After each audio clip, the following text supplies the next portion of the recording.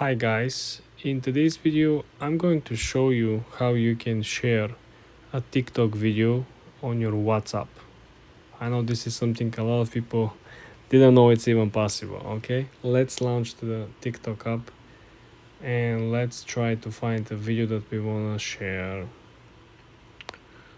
Let's say we are going to share this pizza video. Okay, let's click on the arrow under the comment section. Okay, now all you gotta do is to scroll on the middle menu over here, and you want to scroll all the way to here where you see the WhatsApp icon. You can share this once as a WhatsApp on your actual account, or you can share as a status on this page. So it's two different options. Okay guys, for more tips and tricks like this, subscribe and like this video.